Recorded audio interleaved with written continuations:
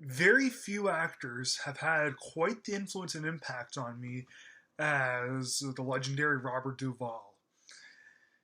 And right now, I want to dive into what I think is his best performance. And that's really tough to say because it's Robert Duvall. Is this necessarily his best film? Nah, he's just simply done some better films. Like he did Coppola's Apocalypse Now, and he did the first two Godfather films. Right then and there, obviously, this isn't going to be as good as those. But The Great Santini from 1980 is what I would consider to be his best performance. And it is a very excellent film. And it's pretty original, too. I'm sure that watching it, a lot of people are going to be very related. You're going to feel very related to not really so much Duval, but the son in it, who's played by Michael O'Keefe. Yeah, this is it's quite an intense film. Also, it's based on the novel by Pat Conroy. I haven't read the book, but usually the books are better than the film, so it wouldn't surprise me if The Great Santini by Pat Conroy turns out to be better than the movie from 1980. But without question, Robert Duvall was perfect for the role. He nails it. He's very intense and surprisingly layered also because you look at him and you think that, oh my god, this guy's such an a-hole. But he's so much more than just that.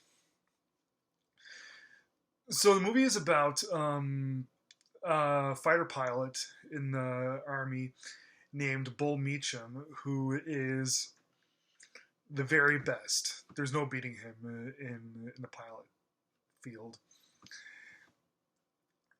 Him and his wife, who's played by Blythe or Blynthe, I forget her name, Danner, and they have 4 kids. They moved to a small southern town, and yeah, it all seems to be going okay. Now the thing with Bull is that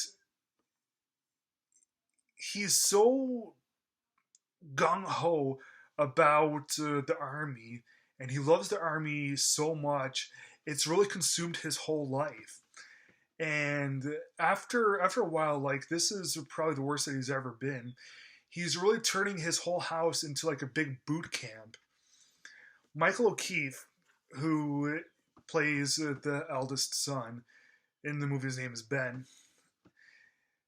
Bull really hammers most of the things onto him because he's the oldest, and he desperately wants for Ben to follow in his footsteps.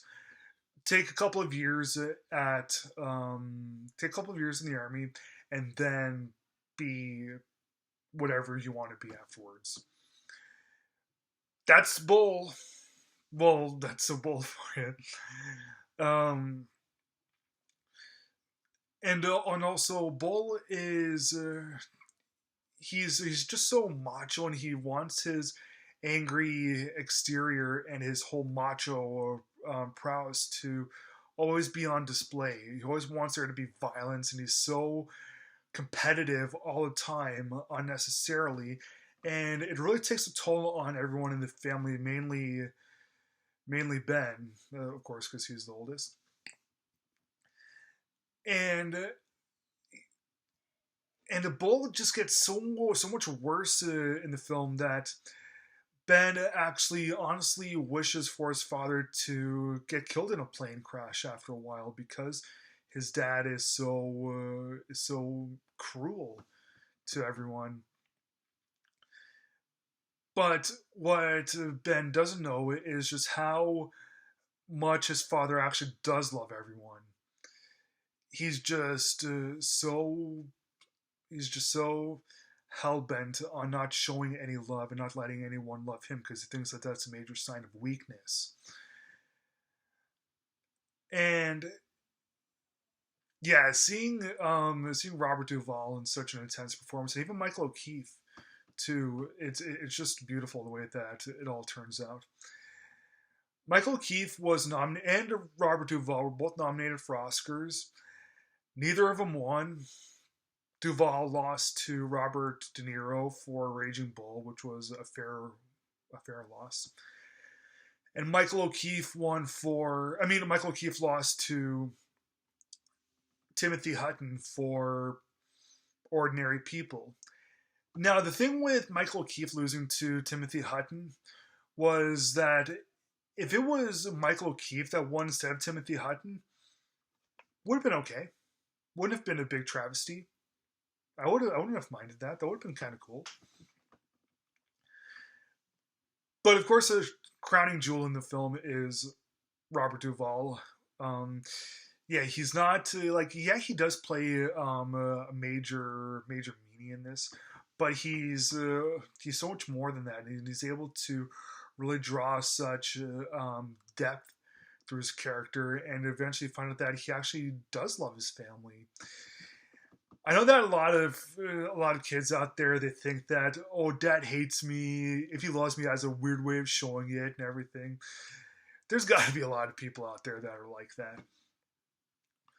Well, in that case, great Santini's for you. It's one of the best examples of fathers that are too afraid to actually show anything. This is one of the best. If you do like The Great Santini, I recommend that you see the Denzel Washington flick Fences from 2016.